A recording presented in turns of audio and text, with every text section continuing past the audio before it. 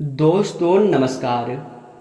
एक बार फिर से आप सभी का बहुत बहुत स्वागत है हमारे ज्योतिष कार्यक्रम में। दोस्तों सावधान, यह गलती बिल्कुल मत करना, क्योंकि हमें संकेत मिल रहा है ग्रह गोचर की ओर से कि तुम्हारे हाथों बहुत बड़ा गलती होने वाला है और कुछ ऐसी गलती होने वाला है जो कि तुम ना चाहते हुए भी करने वाले हो। जी हाँ, इस वीडियो को नज़रअंदाज करना आपको भारी पड़ सकता है, इसलिए वीडियो को शुरू से लेकर अंत तक जरूर देखना।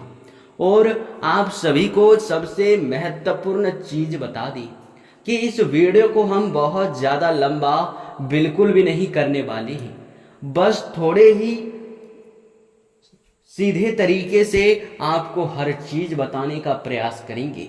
जी हाँ, तो चलिए बिना कोई देरी के वीडियो को शुरू करते हैं। लेकिन उनसे पहले जितने भी लोग माता रानी के सच्चे भक्त हैं, सबसे पहले इस वीडियो को एक लाइक जरूर कर दें और अगर इस चैनल पे नए हैं तो चैनल को भी सब्सक्राइब कर दें।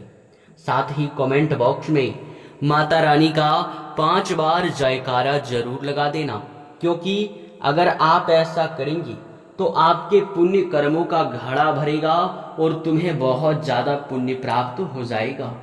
तो इतना तो आप लोग पुण्य प्राप्त करने के लिए कर ही सकते हैं और आपको यह बताने की आवश्यकता नहीं है कि पुण्य कितना जरूरी है या फिर पुण्य कर्म कितना महत्वपूर्ण है, क्योंकि आप लोग बहुत ज़्यादा पुण्य प्राप्त करने के लिए भक्ति भाव करते हैं और आप लोगों को भी देखते हैं कि लंबे व्रत भी पुण्य प्राप्त करने के लिए वे लोग रखते हैं। तो दोस्तों सारा खेल पुण्य कर्मों का है। पुण्य कर्म अगर आपके हैं तो आपकी किस्मत का साथ मिलेगा, हर क्षेत्र में सफलता मिलेगा। और पुण्य कर्म नहीं है तो फिर चाहे कितना भी प्रयास कर लो, नुकसान ही नुकसान होगा, कहीं जीत आपका नहीं हो सकता है। जी हाँ दोस्तों आप सभी को अब चलिए बताते हैं कि यह समय आखिरकार ऐसा क्या होने वाला है जो कि आप लोगों को ध्यान में रखना है, या फिर आपके हाथों ऐसा कौन सा बड़ा गलती होने वाला है जिसे आपको भूल कर भी नहीं करना है।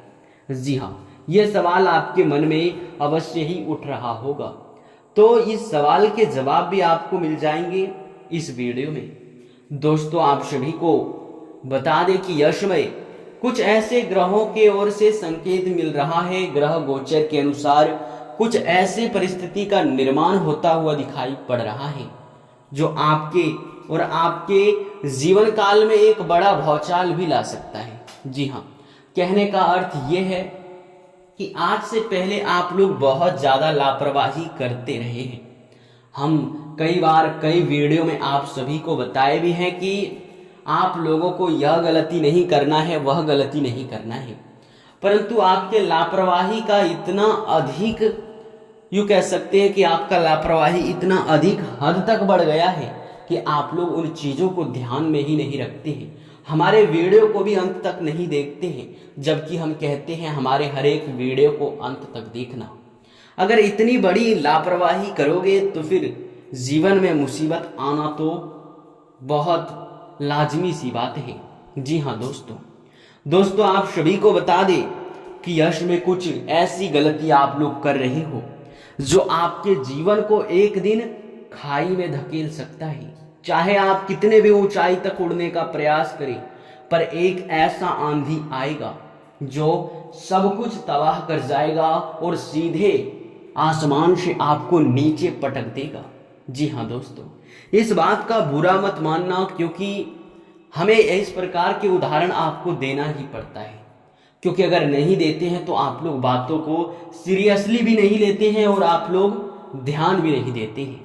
जी हाँ दोस्तों आप सभी को बता दें कि हम यह बात नहीं कह रहे हैं, आप सब यह समझ लीजिए कि ग्रहों की ओर से ऐसा हमें संकेत मिल रहा है, बस हम एक मोहरा है, यह आपको स्वयं ही माता रानी संकेत देना चाहता है और उनका मोहरा हम बन चुके हैं। जी हाँ दोस्तों, तो दोस्तों ऐसी कौन सी गलती है जो आप लोगों के लिए अच्छा नहीं है, जो आपको पूरी तरह से बर्बाद कर सकता है?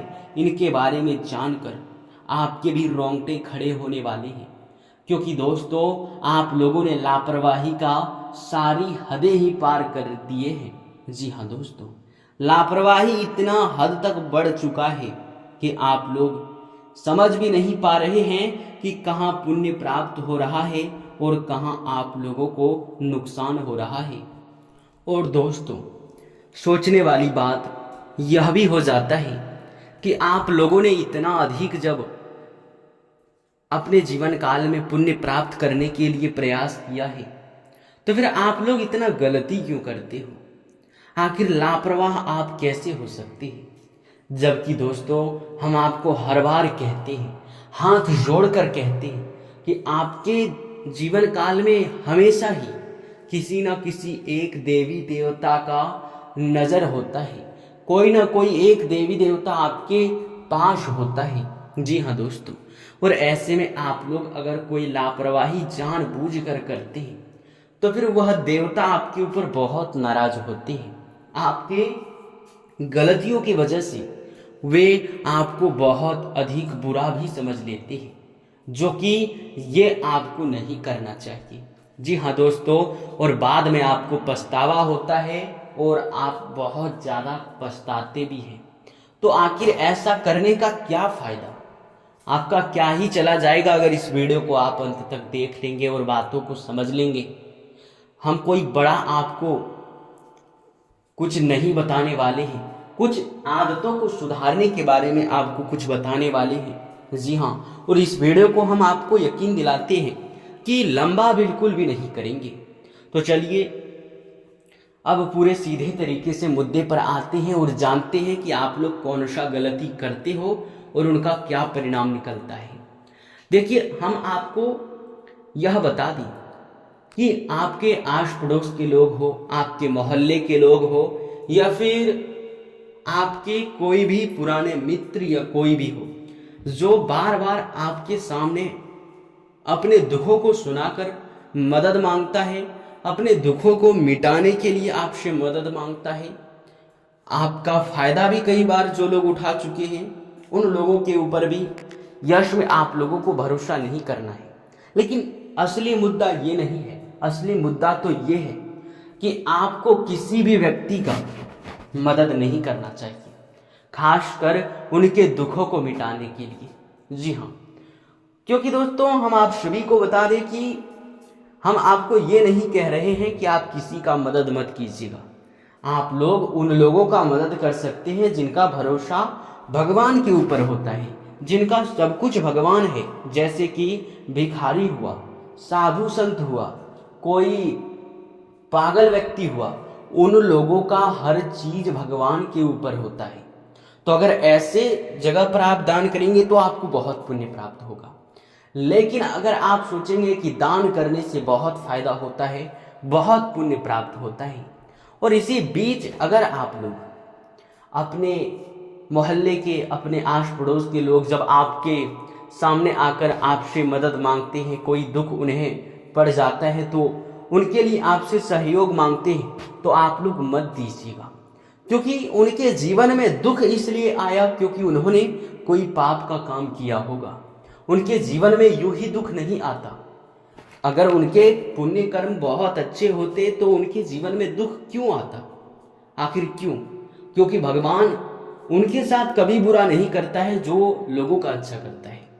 जिनके मन में अच्छे अच्छे सोच होते हैं, नकारात्मक सोच जिनके मन में नहीं होते हैं, उनके ऊपर कभी कोई कष्ट नहीं आता है। और अगर आता भी है तो उस कष्ट से वह बहुत जल्द खुद ही मेहनत करके निकल जाती है। तो ऐसे में अगर आप सोचेंगे कि वह बहुत दुखी है, दुख में है, उनका हम मदद कर दें, तो ये आप विधि के विधान को नहीं बदल सकते। क्योंकि उन्होंने पाप के कार्य किए हैं तो उनको भोगना तो पड़ेगा ही। पाप के काम किए हैं तो उन्हें उस दुख को तो झेलना ही पड़ेगा। और उसी बीच अगर आप उनके दुखों को मिटाने का प्रयास करेंगे तो यूं समझ लीजिए कि आप अपने हाथों से उनके पाप को बटोर रहे हैं। जी हाँ, तो इस बात को आप समझ चुके होंगे, हम आशा कर सकते हैं। अगर नहीं समझे हैं तो थोड़ा दिमाग में जोर डालिए, समझ जाइएगा। अब अगले जो बात का ध्यान रखना है वो ये है कि देखिए, सब कुछ माना जाता है वाणी की मधुरता में, क्योंकि जैसे ही आप बात करते हैं तो फिर दोस्तों किसी को भी यूं ही पता चल जाता है कि आपका व्यवहार कैसा है। कई लोग बोल देते हैं कि आप बहुत अच्छे हैं, कई लोग यह भी बोलते हैं कि वह बहुत अच्छा नहीं है, क्योंकि उनके वाणी के तरीके को ही देखकर, बोलने के तरीके को ही देखकर लोग खुद ब खुद फैसला लेते हैं। और अगर ऐसे में आप लोग किसी से गाली गलौज करेंगे, किसी से वाद विवाद करेंगे, कोई ऐसा काम करेंगे जिनसे लोगों को बुरा लगे, लोग आपको बद्दुआ दें, तो ऐसे सिचुएशन में भाग्य खराब होना निश्चित है, ग्रहों की दशा बिगड़ना निश्चित है और आपके जीवन में पाप लगना निश्चित है। जी हाँ, आजकल के इस युग में जो चल रहा है, ऐसे में इस बात पर कोई भरोसा नहीं करता है, पर जो भरोसा नहीं करता है उनके साथ भी यह चीज होता है, भले ही वह भरोसा करे या ना करे। जी हाँ, इसके उपरांत ही दोस्तों आपको एक और बात का ध्यान रखना है। संध्या के समय कभी घर में ना ही झाड़ू मारना चाहिए और ना ही घर से कभी किसी चीज को निकालना चाहिए, वो चाहे पैसे हो, धन दौलत, कुछ भी हो, आप लोगों को बाहर नहीं करना चाहिए। क्योंकि ऐसे परिस्थिति में होता ये है कि झाड़ू मारने से ग्रहों की दशा बिगड़ जाता है। संध्या के समय में आपके घर में दिव्य शक्ति वास करते हैं, वह बहुत पवित्र समय होता है। तो ऐसे में उस जगह आप लोग उस समय अपने घर से धन दौलत बाहर करेंगे तो धन हानि होगा, और जिसे आप बाहर करके देंगे, समझ लीजिए अपने घर से आप लक्ष्मी माँ को विदा करके उनके घर में भेज रहे हैं। तो ऐसे परिस्थिति में आप समझ सकते हैं कि मुसीबत और धन हानि, धन का बहुत ज़्यादा तंगी होना, पैसों की कमी, नुकसान और लाभ न मिल पाना, ऐसे परिस्थिति बनने लगते हैं। तो ऐसे में इस बात का जितना ध्यान रखा जाए उतना ही बेहतर रहेगा। साथ ही दोस्तों वो कहते हैं कि घर में अगर दिव्य शक्ति हो तो फिर किसी चीज का डर नहीं होता है, और वहीं अगर घर में नकारात्मक शक्ति हो, नकारात्मकता हो, तो हर चीज में नुकसान होता है, हर चीज में घाटा ही घाटा होता है। तो आपको अपने घर से कूड़ा कचरा बाहर कर देना है, जैसे कि फटे हुए चप्पल, जूते, खराब पड़े हुए इलेक्ट्रॉनिक सामान जिसका आप लोग इस्तेमाल नहीं कर रहे हैं, बेकार के यूं ही आपके घर में पड़े हुए हैं, तो उन चीज़ों को बाहर कर दिए, क्योंकि उनसे घर में नकारात्मक ऊर्जा उत्पन्न होता है और वह काफ़ी ज़्यादा अपने आप में नकारात्मक शक्तियों को छोड़ता है। और एक चीज़ कि अगर आपके घर में मकड़ी का जाल है तो यह भी एक प्रलय है, यूँ कह सकते हैं कि यह भी एक नकारात्मक शक्ति को उत्पन्न करने वाला ही चीज़ है। तो मकड़ी का जाल बिल्कुल भी मत रखना। मकड़ी को अगर मकड़ी का जाल आपके घर में है तो उनको तुरंत ही आप साफ कर दें तो ज़्यादा बेहतर देखा जा सकता है।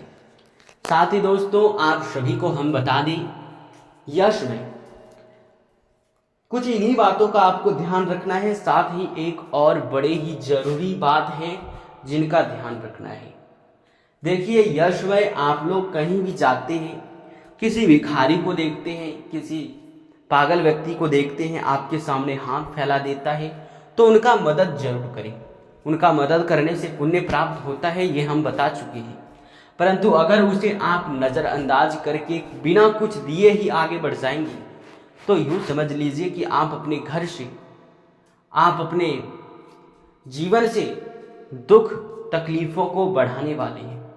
क्योंकि ऐसे परिस्थिति में होता यह है कि देवी देवता आपकी परीक्षा लेने के लिए कई बार इस रूप में प्रकट भी हो जाते हैं, और आप लोग अगर दान पुण्य नहीं करते हैं, मन में गलत भावना रखते हुए, मन में जलन की भावना रखते हुए या फिर लालच में आकर, तो फिर दोस्तों होता है कि आप लोग बहुत मेहनत करोगे पर मेहनत का फल नहीं मिलेगा। देवी देवता आपसे नाराज होंगे, आपके कुलदेवी कुल देवता भी आपसे रूठ जाएंगे।